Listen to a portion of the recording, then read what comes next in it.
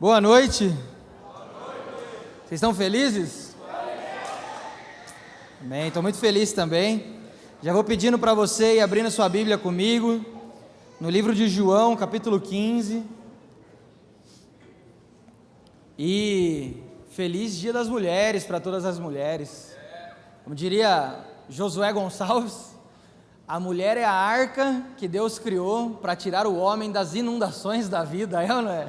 Ó, Josué é um poeta, esse Josué é um monstro. Vai abrindo sua Bíblia aí comigo.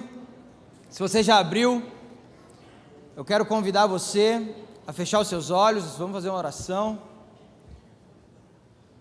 Se você ainda está abrindo, vai abrindo aí, depois você fecha seu olho. Jesus, nós te agradecemos por essa noite, nós te agradecemos por esse culto, nós te agradecemos, Jesus, pelas nossas vidas, porque se nós estamos aqui, Jesus, é por causa do seu amor, é porque você nos ama, porque você se entregou por nós, é por conta de pura graça e misericórdia na nossa vida, e nós somos eternamente gratos, Jesus. Nessa noite nós temos um pedido especial, que o teu Espírito esteja conosco e que ele ministre o nosso coração e a nossa mente, para que a gente saia daqui ainda mais parecido com Jesus, porque o nosso desejo hoje é conhecer você ainda mais, Jesus. Nós desejamos, Jesus, sair daqui um pouco mais parecido com você. Nós desejamos que essa mensagem se torne vida, que esse culto não seja mais um culto qualquer, mas que seja a mensagem transformadora que nós levaremos para quem ainda não te conhece, Jesus. Nosso pedido é esse, papai, que você envie ainda mais o seu Espírito sobre nós. Nós sabemos que você já enviou ele sem medidas, mas nessa noite nós temos um pedido especial, que você derrame a partir do seu Espírito uma presença manifesta aqui, que ninguém saia desse lugar sem te sentir, Espírito Santo, que ninguém saia desse lugar sem saber quem você é, Espírito Santo, porque nós dependemos de você, para que você nos revele quem é Cristo, para que a gente conheça ainda mais do Pai. Em nome de Jesus nós oramos e agradecemos. Amém e amém. Amém? Amém. João 15, deixa aberto aí. Antes de eu entrar no tema, nós estamos com o nosso tema Eu Sou, que traz as 7 afirmações de Jesus a respeito de si mesmo no livro de João. Então, todas essas afirmações, Jesus está colocando algo, Ele está explicando algo, e nós precisamos prestar muita atenção, cara, nessa série. Por quê? Deus tem falado muito no meu coração nesses dias de domingo, porque geralmente a gente vem aqui, e quando está sendo lido um texto, por exemplo, eu sou o bom pastor. Quantos já tinham escutado essa afirmação de Jesus antes da palavra do Douglas, por exemplo? Levante sua mão para mim, não tenha vergonha. Olha quantas pessoas. Então, tipo assim, se você já ouviu, se você já leu, eu tenho certeza que talvez já virou normal para você. Já virou normal para você saber que Jesus é o bom pastor. Já virou normal para você saber que Jesus é a luz do mundo. Já virou normal para você saber que Ele é o caminho, a verdade e a vida. Já virou normal para você saber que Ele é a ressurreição e a vida. Já virou normal. Só que o que nós precisamos entender é que quando Jesus diz isso lá na época dele, no contexto, né, aonde ele estava inserido, quando ele solta essas afirmações sobre quem ele é, existe um peso muito grande em cada palavra. Jesus não está apenas fazendo uma comparação a um pastor, Jesus não está apenas falando que ele é a ressurreição e a vida, não. Todas essas palavras são profecias que o Messias que viria seria essa pessoa que se enquadraria nessa afirmação. Então, nós precisamos mergulhar realmente nessa série. Por quê? Porque se nós queremos conhecer Jesus, porque se a nossa geração que tem cantado Maranata, tem orado Maranata, deseja mesmo essa vinda, nós precisamos conhecer quem vai vir. Sim ou não? Nós precisamos cantar e orar Maranata, sim, mas antes disso nós precisamos conhecer quem Jesus é. E essas afirmações trazem verdades fantásticas a respeito do Messias, trazem verdades fantásticas a respeito do nosso Jesus Cristo, Filho de Deus. Todas as vezes que Jesus fala quem Ele é, Ele está deixando claro para o povo daquela época: eu sou o Filho de Deus que vocês tanto esperavam. Então não é apenas uma comparação qualquer, é uma verdade absoluta, firmada na pessoa de Jesus Cristo. E nós precisamos mergulhar de cabeça nesse conhecimento. Esse conhecimento de quem Jesus é, tem o poder de nos transformar.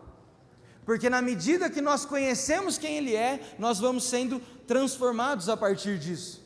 Então deixa eu dar uma dica para você, se você não veio em algum domingo, procura lá no nosso canal, no YouTube, que tem as mensagens, e estude, cara, e conheça, porque é necessário. E se você está aqui hoje, preste atenção, porque hoje nós vamos dar continuidade, eu vou falar sobre eu sou a videira verdadeira, e eu tenho certeza que muitos aqui já ouviram que Jesus é a videira verdadeira, afinal de contas tem canções que falam sobre isso, tem vários textos famosos, várias pregações na internet que falam sobre isso, mas o lance todo é, nós não podemos sair daqui achando que é apenas uma comparação que Jesus está fazendo com uma árvore, é muito mais do que isso, amém?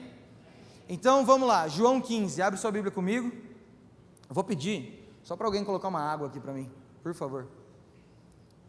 João 15, a partir do verso 1,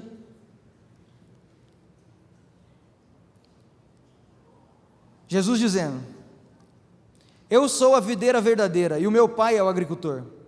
Todo ramo que estando em mim não dá fruto, ele corta, e todo que dá fruto, ele poda, para que dê mais fruto ainda.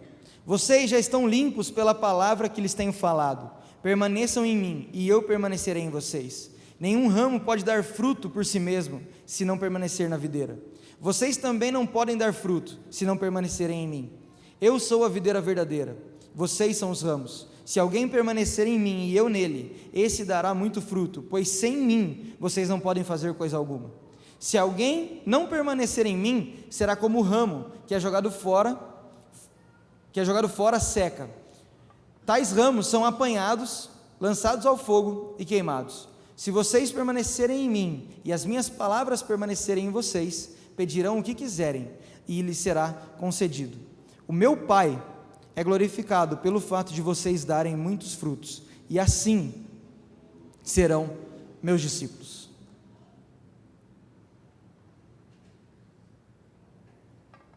Então vamos lá. Primeira coisa que a gente tem que entender desse texto é porque Jesus afirma que Ele é a videira verdadeira. Por que Jesus está se comparando, está fazendo esse jogo de linguagem com uma árvore? Na verdade é muito mais do que isso. Aqui, quando Jesus afirma que Ele é a videira verdadeira, é a última afirmação do livro de João.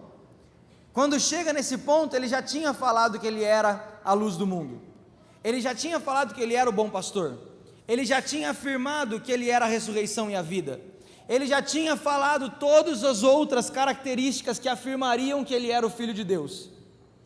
Mas quando Ele solta, eu sou a videira verdadeira, é como se Jesus estivesse chegando com o pé na porta, é como Jesus sendo violento nessa afirmação, é como se Jesus estivesse falando assim: cara, se vocês não entenderam até agora não tem para onde fugir mais, eu sou a videira verdadeira. E para nós, pode parecer bobo, ou por não conhecer o contexto, pode parecer só mais uma afirmação, mas o lance todo é que a gente precisa entender o contexto, e à luz do Antigo Testamento, quem era chamado de videira por Deus, era o povo de Israel.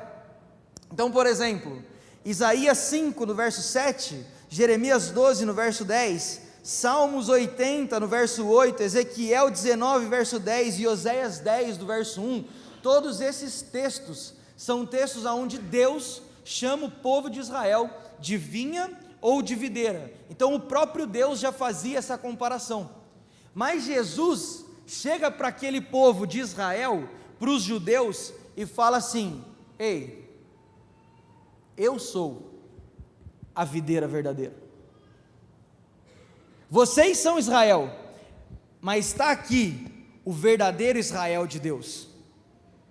Agora você entende como realmente é muito mais pesado do que parece apenas uma ilustração com uma árvore? Você imagina um homem chegando para um povo, que era o povo de Deus, e falando: ok, vocês são Israel, mas o verdadeiro Israel de Deus está aqui. Talvez a nossa cabeça não tenha tanto peso, Mas vamos abrasileirar as coisas aqui, só para vocês entenderem. Imagina que o Tiãozinho do 15 de Piracicaba fala assim: eu tenho uma notícia bombástica para dar para o Brasil, eu preciso de uma entrevista coletiva. E aí a Globo fala: mano, vamos ouvir esse cara. Sport TV está lá, ESPN está lá, todos os veículos de esportivos estão lá. E aí o cara chega para falar e fala assim: é o seguinte, a notícia que eu tenho é: eu sou o verdadeiro Pelé. Não, tudo que vocês conhecem do Pelé, beleza, o verdadeiro Pelé sou eu. E o Tiãozinho joga com a 9, ele não joga nem com a 10, só para contrariar. Agora, qual seria a sua reação de ouvir uma entrevista dessa? Com certeza você teria duas reações: ou você ficaria chocado, ou você ia dar risada da cara do Tiãozinho, coitado. Sim ou não? Agora você imagina Jesus, filho de um carpinteiro, vindo de Nazaré, chamando as pessoas de Israel e falando assim: é o seguinte, eu sou o verdadeiro Israel. Você consegue entender como é muito mais pesado do que uma figura com uma árvore? Não à toa o povo de Israel queria matá-lo, porque as comparações que Jesus fazia, para eles era uma blasfêmia. Falar que um homem, filho de um carpinteiro, vindo de Nazaré, era o verdadeiro Israel, vamos matar, porque não faz sentido. Só que nós sabemos que tudo que Jesus falava, ele estava apontando para quem ele era de verdade: o Filho de Deus, o Cristo esperado. E aqui, nessa afirmação, nós precisamos tomar cuidado, porque muitas vezes nós vemos pessoas pegando, por exemplo, um texto desse, falando que agora Jesus é a verdadeira videira, e excluindo Israel, porque se o significado disso é que Jesus é o verdadeiro Israel, eu não preciso do Israel que estava antes.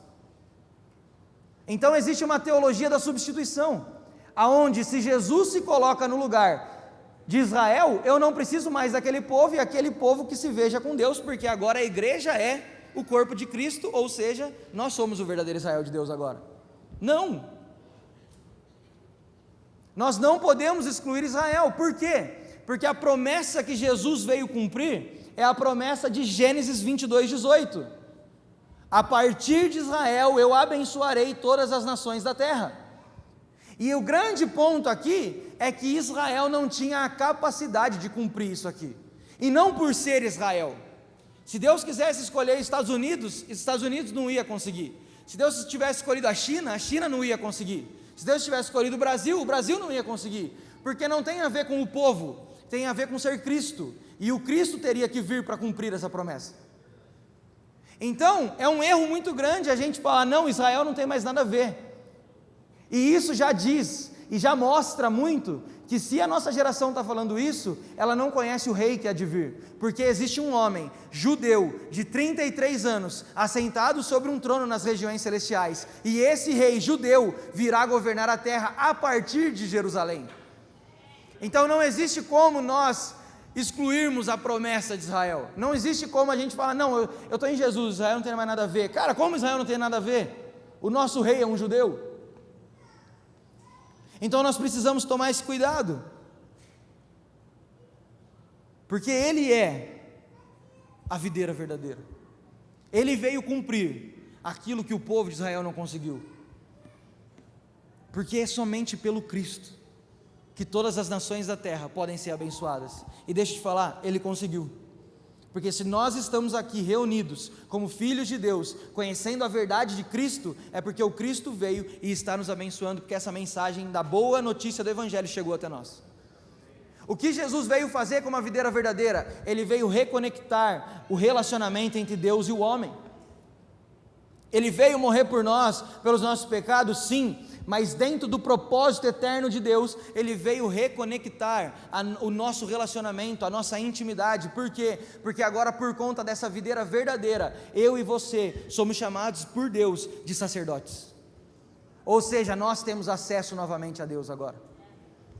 Então essa é a afirmação: eu sou a videira verdadeira, e glória a Deus por isso. Sim ou não?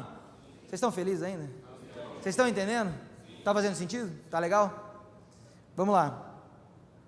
Eu confesso para vocês que toda vez que eu pergunto, está legal? Me dá um medinho.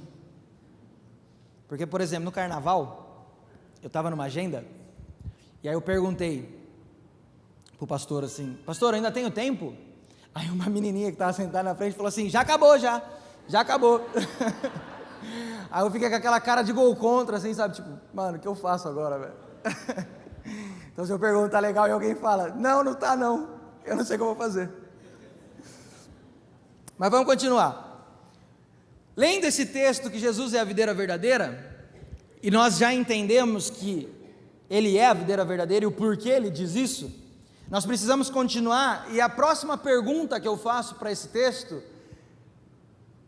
talvez seja a afirmação mais importante para nós, porque no verso 4 ele diz assim: permaneçam em mim e eu permanecerei em vocês, permaneçam em mim e eu permanecerei em vocês. E a minha pergunta é: o que é permanecer? Porque muitas vezes a gente já quer saber como permanecer, mas se eu não sei o que é, como que eu vou ficar permanecendo?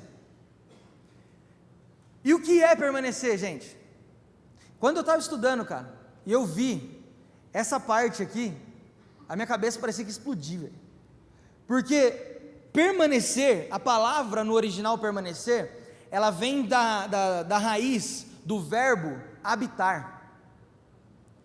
E a palavra habitar é a palavra usada por Deus para contar aos homens o seu propósito eterno. Então, todo o Antigo Testamento, Deus vem falando que o desejo dele era habitar entre os homens. Por exemplo, Deus cria o homem e coloca ele no jardim e tem o que com o homem? Relacionamento. Deus habitava com Adão, Deus habitava com Eva naquele lugar. Por conta do pecado, o homem perde esse relacionamento. Então Deus fala: cara, o meu desejo ainda é habitar. Aí o que ele faz? Ele dá a planta do tabernáculo. O tabernáculo é construído. E o que é o tabernáculo? É a presença de Deus novamente habitando entre os homens. Depois do tabernáculo vem o templo. E o que é o templo? Semelhante, um lugar onde a presença de Deus estava na terra para habitar entre os homens. Mas isso não era o bastante. Por isso Jesus vem. O próprio Deus encarnado vem andar com os homens. E o texto de João 1,14 diz: e o verbo habitou entre nós. E a palavra habitou no original é tabernaculou, ou seja, o mesmo propósito que Deus tinha no tabernáculo, de ser um lugar onde a sua presença podia estar entre os homens, agora Deus estava andando com os homens na terra. Mas isso ainda não era o bastante. Por isso Jesus vem e diz: permaneçam, habitem em mim e eu vou habitar em vocês. Então, quando Jesus está fazendo essa afirmação aqui, Ele não está falando apenas de, seja consistente aí, meu amigo. Não, Ele está falando sobre ter relacionamento. Por quê? Porque se Ele é a videira verdadeira e veio resgatar o relacionamento entre Deus e o homem, é exatamente isso que Ele deseja que a gente tenha. Sabe, às vezes a gente fica pensando: não, Jesus veio, já me tirou do pecado, já está maravilhoso. Não! Te tirar do pecado, te tirar da condição de injusto, foi apenas a porta de entrada. Caminhe agora numa vida de intimidade com Ele, porque isso é permanecer. Outra coisa que me chama atenção nessa palavra permanecer, é que é uma ordem. Essa palavra está no imperativo, e todas as vezes, uma dica aqui para vocês, todas as vezes que você estiver lendo a Bíblia, e tiver algo no imperativo, é uma ordem, redobre sua atenção.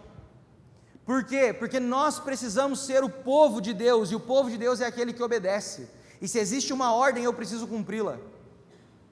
Nesse texto aqui, Jesus usa essa palavra permaneçam como uma ordem. É bem semelhante, eu gosto de fazer essa comparação, ao texto de Filipenses 4,4, onde Paulo diz: alegrem-se sempre no Senhor. Mais uma vez direi, alegrem-se. É uma ordem. E por que Paulo ordena? Por que Paulo não dá uma dica? Porque Paulo sabe que o coração do homem quer se alegrar em dinheiro, quer se alegrar em conquista, quer se alegrar em pessoas, quer se alegrar em qualquer coisa, menos em Deus. Então, quando Ele vem e dá uma ordem, alegrem-se, é porque Ele sabe que o ser humano faz de tudo para não se alegrar no que realmente importa. Quando Jesus está falando permaneçam como uma ordem, é porque Ele sabe que o ser humano não quer permanecer nele, mas quer permanecer em vícios, quer permanecer em qualquer outra coisa. Então Jesus vem e dá uma ordem, e se existe uma ordem, é porque existe uma força que tenta nos tirar desse lugar de permanecer, e nós sabemos que o nome dessa força é pecado, porque Jesus veio para nos livrar do pecado, sim, mas nós ainda pecamos, sim ou não? Então, se nós ainda pecamos, ainda existe uma força que tenta nos tirar desse lugar de habitar com Deus. Só que qual é o grande lance? É que a gente acha que o pecado que nos tira desse lugar de permanecer em Deus são coisas grandes, são coisas polêmicas. Então, por exemplo, fulano cometeu adultério, não permaneceu em Deus. Fulano roubou, não permaneceu em Deus. Fulano matou. Cara, deixa eu te falar uma coisa. As coisas que nos fazem não permanecer em Deus são as pequenas. As coisas que fazem a gente sair desse lugar de habitar em Deus são as pequenas. Sabe qual é o pecado que faz a gente não habitar em Deus? O pecado de não colocar Ele em primeiro lugar como prioridade. Sabe outro pecado? O pecado de negociar o nosso tempo com Deus com qualquer outro entretenimento. O pecado de falar, cara, eu vou ter um tempo de oração, não, é melhor assistir uma série. Não, eu vou ter tempo de oração, não, é melhor assistir um filme. Eu vou ter tempo de oração, não, é melhor jogar. E cara, deixa eu te falar um negócio, estou pregando para mim, velho. Antes de pregar para vocês, está sendo pregado em mim. Porque é realmente as coisas que nos afastam. Porque nós estamos na nossa caminhada e fica olhando para pedras grandes, tipo assim, nossa, não posso trair, nossa, não posso roubar. Aí vem um negócio que fala assim, vou assistir uma série, aí já era, você saiu do caminho. Era para você ter permanecido, você não permaneceu por causa de uma coisinha pequena. Então, não se engane de achar que o que vai tirar você desse lugar de habitação são coisas grandes, porque quando você habita, as coisas grandes nem sequer passam perto de você. Sim ou não? Então nós precisamos tomar esse cuidado. Agora, nós entendemos que permanecer é habitar, nós entendemos que permanecer é uma ordem. A grande pergunta é, como? Depois que nós entendemos isso, a pergunta se torna, como eu permaneço? E é muito simples. Só que eu gosto de ler a Bíblia, imaginando a pessoa que ouviu a palavra de Jesus. Então, para nós hoje é muito fácil ouvir e permanecer. Para nós hoje é muito simples. Só que você imagina para os discípulos. Porque assim, Jesus está falando aqui com eles, João 15, permaneçam em mim. E os discípulos falam, não, vou permanecer. Aí passa alguns dias, Jesus morre. Aí passa 3 dias, Jesus ressuscita. Aí passa 40 dias, Jesus vai para o céu. Aí a cabeça dos discípulos deve ficar assim, como eu vou permanecer em alguém que não está mais aqui? Como eu permaneço em alguém que não está mais fisicamente do meu lado? E aqui vai um conselho para todos vocês quando vocês estiverem lendo, principalmente o livro de João. Nunca ache que o livro de João é um capítulo separado do outro. João vem fazendo construções que estão totalmente ligadas um capítulo com o outro. Então a resposta de como permanecer, Jesus já tinha dado no capítulo 14. Quando Jesus diz em João 14,16, e eu rogarei ao Pai, e Ele enviará o outro Consolador. E deixa eu te contar uma coisa, quando Jesus está falando que o Espírito Santo viria e fala o outro Consolador, na verdade ele estava falando, eu rogarei ao Pai, e Ele vai enviar alguém que é semelhante a mim, para habitar em vocês. Então você quer saber como você vai permanecer em Deus? Aproveita a presença do Espírito Santo, meu amigo. Porque nós não conseguiríamos permanecer no Emanuel, Deus conosco, porque se fizesse uma grande roda, a gente já nem viria mais Ele. Mas Emanuel era bom, mas melhor ainda é o Espírito Santo liberado em nós, e agora Deus está em nós. E agora, a videira verdadeira vem e cumpre o propósito eterno de Deus? Porque se o propósito eterno de Deus é habitar entre os homens e os homens habitarem em Deus, o Espírito Santo está em nós e agora Deus está habitando conosco e Ele está tendo vida conosco. Olha que louco isso. A partir do momento que Jesus afirma quem Ele é e o que Ele vai fazer, Ele já libera a melhor notícia para o ser humano: vocês agora podem habitar com Deus. A grande pergunta é: Arthur, se permanecer depende do Espírito Santo, como é que eu tenho um relacionamento com o Espírito Santo? Porque se a dificuldade dos discípulos era permanecer em alguém que não estava fisicamente, eu também não vejo o Espírito Santo fisicamente. E a resposta é: você precisa ganhar a consciência da pessoa do Espírito Santo. Nós não vivemos mais de uma promessa que Jesus fez que Ele viria, nós vivemos de uma certeza que Ele já está. Nós não vivemos mais esperando Deus em nós, nós vivemos a verdade, Deus está em nós. Então, quando você vai ser transformado por essa verdade? Quando você vai conseguir permanecer? Quando você entender que a pessoa do Espírito Santo está em você e com você 24 horas do seu dia. Até mesmo quando você está dormindo, Ele está lá. Nossa, cara, olha que coisa linda que eu criei. Ele está lá, cara, te amando. Nós precisamos urgente ganhar a consciência da pessoa do Espírito Santo conosco. Deixa eu dar um exemplo. Se eu entro no meu carro e eu vou dar uma carona para o Busato meu amigo, eu vou ficar em silêncio no carro com o Busato? Sim ou não? Não, é meu amigo. Eu vou conversar com ele. Agora, por que nós ficamos em silêncio quando, entre aspas, nós estamos sozinhos? É porque nós ainda não entendemos que o nosso Deus é onipresente a partir da pessoa do Espírito Santo. Cara, deixa eu falar um negócio para você. Eu cansei de receber cara feia no farol, porque eu estava lá chapando com o Espírito Santo dentro do meu carro, e a pessoa do carro do lado estava assim, ó: o que esse moleque está fazendo? Só que permanecer não tem a ver com o que os outros vão achar de mim, permanecer tem a ver com a verdade que o Espírito Santo está comigo. Você quer ver que o Espírito Santo tem o poder de te transformar, até no seu pecado? O Douglas me ensinou isso uma vez. Vou dar um exemplo aqui: o pecado da pornografia. Você vê pornografia do lado da sua mãe e do seu pai? Alguém vê pornografia do lado da sua mãe e do seu pai? Sim ou não? Então entenda que esse pecado é um pecado, na verdade, de falta de fé, que a pessoa do Espírito Santo está lá. Porque se nós não vemos na frente do nosso pai e da sua mãe, por que nós estamos vendo na frente de Deus? É porque nós achamos que o Espírito Santo não é real. Só que nós precisamos ganhar essa consciência, porque Jesus disse que o Espírito Santo viria e Ele ficaria conosco para sempre, e para sempre é para sempre, não tem um lugar onde não está. Davi afirma no seu salmo: se eu subir aos mais altos céus, ou se eu descer à sepultura, lá tu estás. Por quê? Porque o Espírito Santo está onde você está, porque agora Ele habita em você. Então, você vai conseguir permanecer quando você aprender a se relacionar com a pessoa do Espírito Santo. Quer saber outra forma de você permanecer? Todas as vezes que Jesus fala nesse texto, permaneçam em mim, Ele segue e diz: por conta da minha palavra, a minha palavra permanece em vocês, a minha palavra está em vocês, vocês já estão limpos pela minha palavra. Ou seja, uma segunda forma da gente permanecer em Deus é devorando esse livro aqui, cara. Você quer permanecer em Deus? Se alimente da palavra dele diariamente. Você quer permanecer em Deus? Estude a palavra dele todos os dias. Sabe de uma coisa?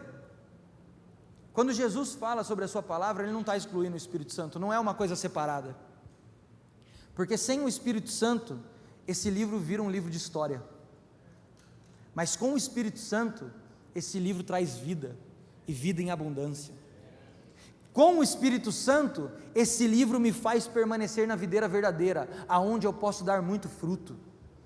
Com o Espírito Santo, não existe nada que Deus não possa fazer em mim, porque tudo que eu preciso, já foi prometido por Ele aqui, Só que não adianta nada eu saber e não viver. Não adianta nada eu ouvir e não conhecer. Nós precisamos gastar tempo lendo esse livro, com uma pessoa do Espírito Santo do nosso lado, para que isso vire vida em nós. Sabe, uma vez, um rapaz estava no aeroporto, e ele comprou um livro, que ele queria muito ler, e ele começou a ler esse livro, e ele ficou cheio de dúvida, era muito difícil a forma que o autor escreveu, e ele falou, cara, eu não consigo entender, aí um dia, ele descobriu que o autor daquele livro morava na rua dele, aí ele falou, cara, é a minha chance, ele saiu correndo com o livro dele e falou, cara, vamos tomar um café, eu preciso que você me explique essas coisas aqui, porque eu não estou entendendo. Aí o autor, muito solícito, né, porque imagina, se você escreve um livro, alguém está lendo seu livro, não entendeu, não deve ter nada mais prazeroso para o autor, do que explicar aquilo que ele quis dizer. Ele falou assim, cara, vamos tomar um café, e ficou lá explicando para aquele homem, e aquele homem entendeu tudo que ele tinha escrito. Agora deixa eu te falar uma coisa, o autor desse livro não mora na sua rua, o autor desse livro mora em você. Todas as vezes que você quiser ler esse livro e não entendeu, é só você falar, ei autor, me explica por favor. Ah gente, vamos lá, essa palavra tem o poder de nos transformar, essa palavra tem o poder de fazer a gente permanecer nele, nós não podemos jogar isso fora. Então entenda, o Espírito Santo está em nós como o autor desse livro, porque foi ele quem inspirou todas as pessoas que escreveram esse livro, e ele está louco para você chegar lá e falar, nossa, não entendi, e ele quer te explicar. Por quê? Porque não existe nada mais prazeroso para o autor, do que explicar aquilo que ele escreveu. Vamos lá gente, nós precisamos gastar tempo com a verdade. Então como nós permanecemos? Ganhando a consciência da pessoa do Espírito Santo, em todos os momentos da nossa vida, e permanecendo na verdade, porque ela é quem traz a vida de Deus até nós, amém? Agora, entendemos isso,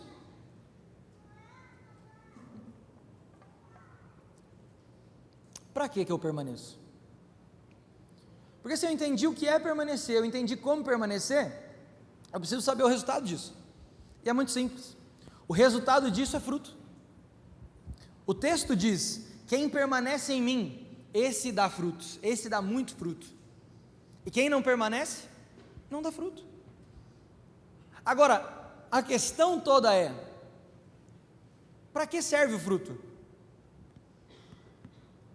Então imagina, que um homem pegou e plantou várias árvores, de vários frutos, uma do lado da outra, só que nenhuma delas deu fruto. O homem saberia qual árvore é aquela? Ele saberia dizer qual árvore é, se não desse fruto? Você saberia dizer qual árvore é, se aquelas árvores não dessem fruto? Sim ou não? Então para que serve o fruto? Para mostrar de qual árvore nós fazemos parte. Qual é o poder do fruto? É compartilhar com os outros a natureza de Cristo que já está em nós. Por que eu e você precisamos viver uma vida que dá muito fruto para Deus? Porque o fruto serve para que quando as pessoas provarem de nós, não sintam o nosso gosto, mas sintam o gosto de Jesus. É para isso que nós fomos chamados, é para isso que nós precisamos permanecer, é porque as pessoas lá fora estão com fome, e elas precisam experimentar o fruto da videira verdadeira, e o fruto da videira verdadeira é nós que temos, porque nós somos os ramos. Sabe, antigamente, quando Deus dá uma ordem para Adão, ele dá a seguinte ordem, aprendi isso com o Ferini, ele dá a seguinte ordem, multipliquem-se e encham a terra, porque qual era a ideia de Deus? Era encher a terra com a sua glória, sim? Agora, o homem peca, e ele não consegue mais estampar a imagem de Deus, porque o pecado corrompe essa imagem, ou seja, a terra não ficou cheia da glória de Deus, mas Jesus, como videira verdadeira, ele está falando que agora nele nós podemos voltar ao propósito original, que era dar frutos que estampem a imagem e a semelhança de Deus nas pessoas, de modo que a terra toda ficará cheia da glória de Deus. Só que agora não é mais apenas fazendo filhos, sim, fazendo filhos continua, Inclusive meu filho está por aí, a coisa mais linda do mundo. Mas não é mais só isso. Agora nós podemos compartilhar essa imagem a partir do nosso fruto, com quem nós discipulamos. Então, por exemplo, um dia, lá para 2017 mais ou menos, o Guilherme foi na minha casa, e o Guilherme não estava em Deus, ele não estava mais na videira, e ele foi em casa, e a gente estava jogando um joguinho lá, de repente, o Guilherme fez uma pergunta. Nessa pergunta eu comecei a ensinar ele, e já era, cara. Ele experimentou do fruto, e não é o fruto do Arthur, ele experimentou do gosto de Jesus, porque eu tenho a natureza de Cristo e você também tem. Então quando as pessoas experimentam de nós, elas sentem Jesus. E deixa eu te falar uma coisa, hoje o Guilherme está aqui, ó, queimando de amor por Jesus, e eu não conheço ninguém mais constante que esse menino, cara. Ele virou na verdade um exemplo para mim. Por quê? Porque um dia ele provou do fruto. Deixa eu te falar uma coisa, você não precisa sair aí anunciando Jesus numa caixa de som no meio da praça.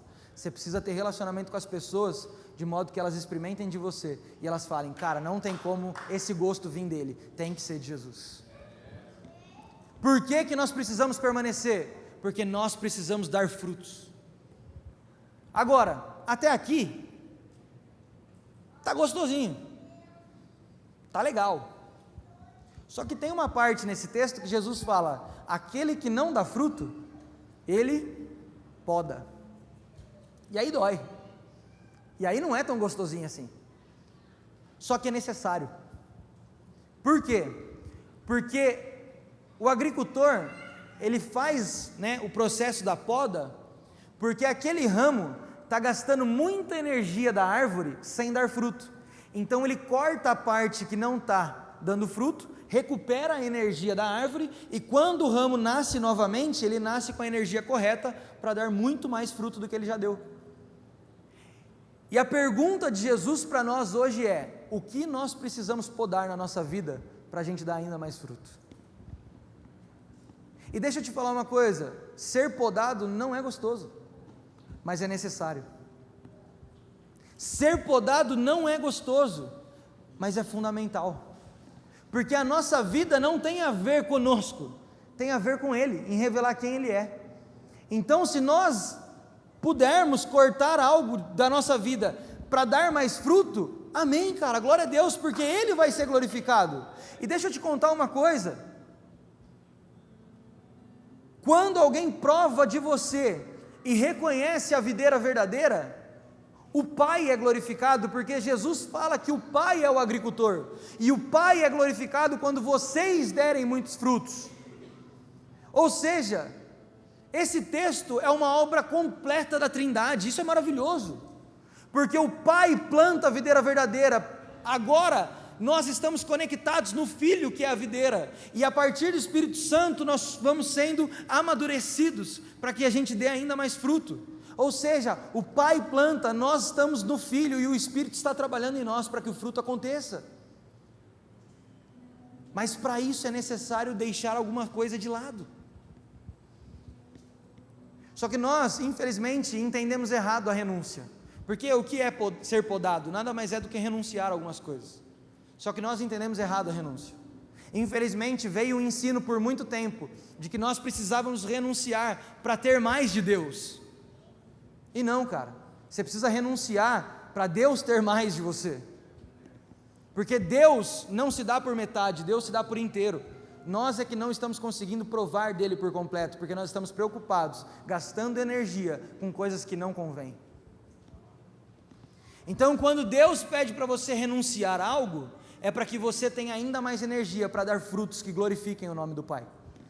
Sabe, há uns 3 anos atrás, inclusive foi no mesmo ano que o Guilherme foi na minha casa, Deus falou, cara, na verdade o Tiago me deu um livro, e o livro chama DNA do Nazireu, e já falo para você, se você não quiser transformar sua vida, não lê esse livro, porque esse livro é impactante, assim, num nível extremo. E quando eu terminei a leitura daquele livro, eu falei, cara, eu preciso viver isso aqui. E naquele ano eu fiz um voto com Deus, eu fiz um voto de não cortar o cabelo, então não sei se vocês lembram, mas eu tinha um cabelo comprido até hoje, depois de 3 anos, eu fiquei com preguiça de cortar, então agora eu cortei. Eu fiz um voto de não comer algumas coisas e não beber refrigerante, algumas coisas assim, suco e tal. E eu fiz um voto de renunciar jogos eletrônicos, porque quem me conhece sabe que eu sou apaixonado por isso. Eu gosto de jogar videogame, eu gosto tanto de jogar videogame que quando eu não estou jogando videogame, muitas vezes eu estou assistindo alguém jogando videogame, naqueles campeonatos de esporte. Eu gosto disso. E naquele ano Deus falou assim: cara, então me entrega isso. Eu posso afirmar para vocês que eu nunca cresci tanto na minha vida, que eu nunca dei tanto fruto na minha vida como naquele ano. Por quê? Porque naquele ano eu fui podado por Deus, e a poda serve para você dar fruto, e assim como eu dei o exemplo, um dos frutos está aqui, daquele ano. Então nós temos a capacidade de impactar Bragança Paulista. Deixa eu te contar um negócio, deixa eu falar algo muito importante no seu coração. Deus não vai nos dar Bragança, Ele já nos deu Bragança, porque se Ele ainda fosse nos dar, Ele não tinha começado a igreja. E eu não estou só falando da família de Escópio, eu estou falando da igreja em Bragança, ou seja, Ele já nos deu. O que falta? A igreja dar frutos que revelem Jesus, porque as pessoas lá fora estão sedentas por Ele, e os nossos frutos farão elas chegarem até a videira verdadeira, mas para isso nós precisamos ser podados. Agora, se foi ensinado de forma errada a renúncia, deixa eu te ensinar algo correto.